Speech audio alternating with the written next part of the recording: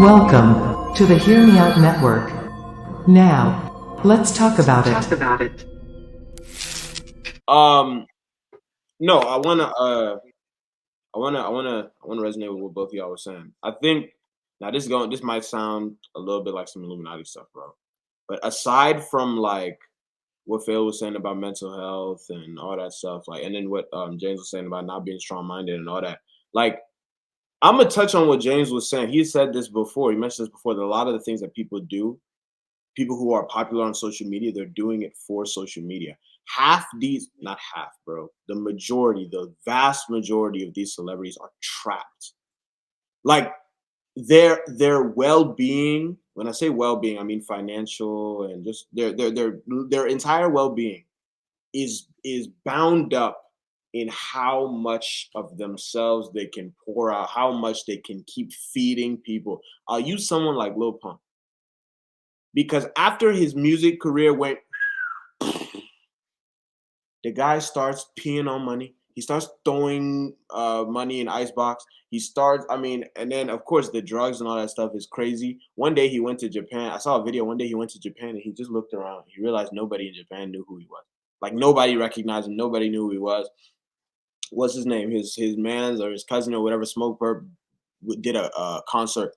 And at the concert that he was at, there was 20 people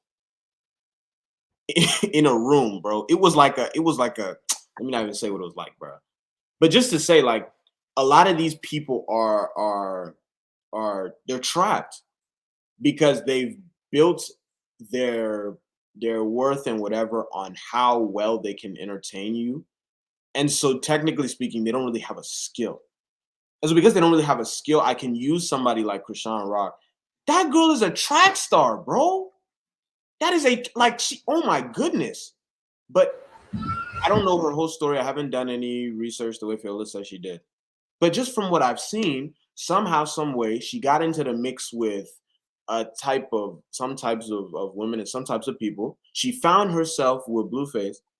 And now every single day you hear something. Today she beat him. Tomorrow he beat her. The next day they beat each other. The last day they were wrestling. The other day they were kickboxing. One day they were on WWE. You know, you saw them. She was Randy Orton. She said she went like this. I mean, and then I think I heard the last I heard about Blueface, the guy got arrested for murder.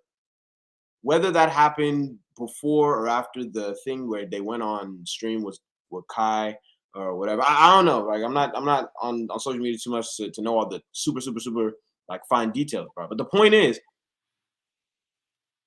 these people that we're looking up to, right? They aren't even themselves.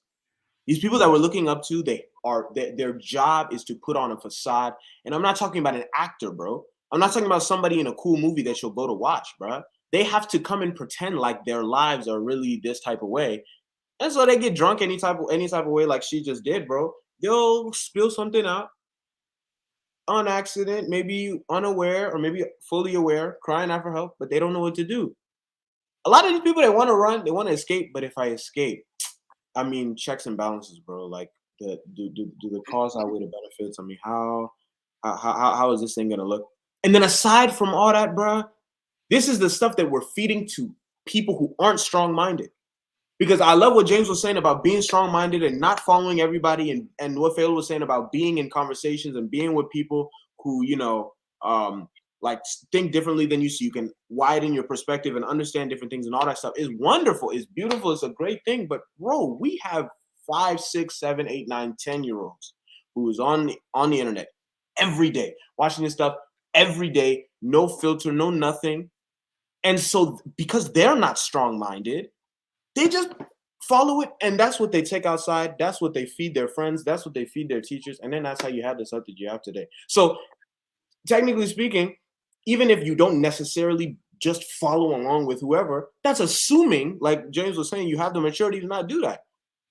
So we can talk about grown people because there's a lot of grown children, but there's a lot of regular children too that we just neglect.